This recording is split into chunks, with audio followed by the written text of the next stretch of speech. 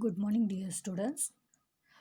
In the previous class, we had discussed about economy and what was the main occupation of the DRC country and which are the crops they were grown, the commercial crops and cash crops, and which are the minerals present over there, and which are the industries they have been set up over there. Is it? So in today's class, we will be studying about transportation and the life of people in the DRC country. So today's topic is transportation and life of people in DRC country. So how the transportation is in the DRC country, as it is covered by the dense forest, that is dense forest in the sense it contains huge trees which are grown very close together.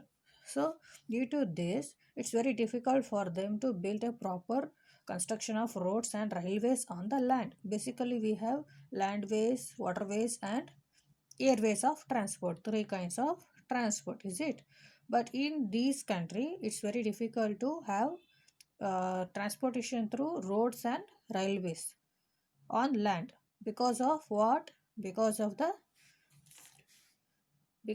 the contain they are covered by the dense forest, that is huge forest is being covered by a large number of trees over there. So due to this they cannot construct, they find it difficult to make the proper roads and the railways and the transportation facility for the people in the DRC country.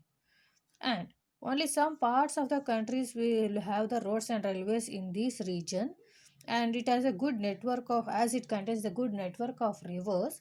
So the main transportation in the DRC country is through water transport.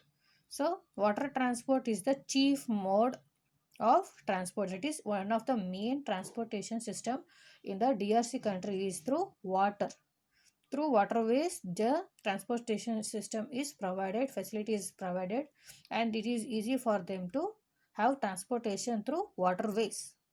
Next, air transport. Air transport is also very efficient in this region, they say. That is, air transportation is also available in this DRC region.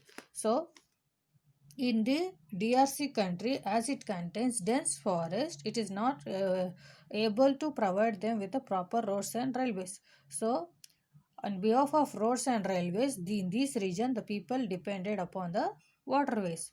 So, waterways is one of the important transportation in this DRC region.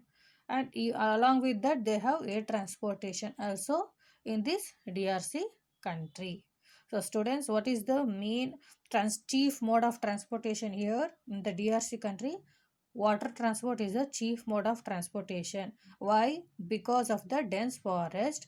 Here they try to they face difficult in building the in construction of roads and railways. So waterways is the main transportation system in the DRC country along with the air transport. So students, next topic is life of people.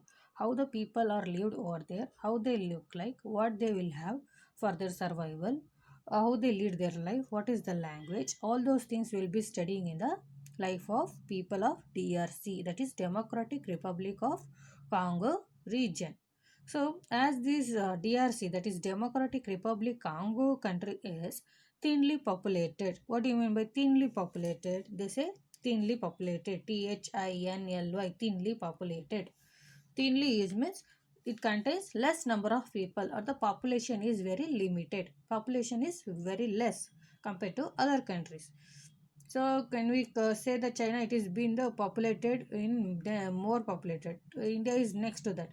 So likewise here the DRC country contains very less number of people, less, not the least, it contains very less population, that is thinly populated.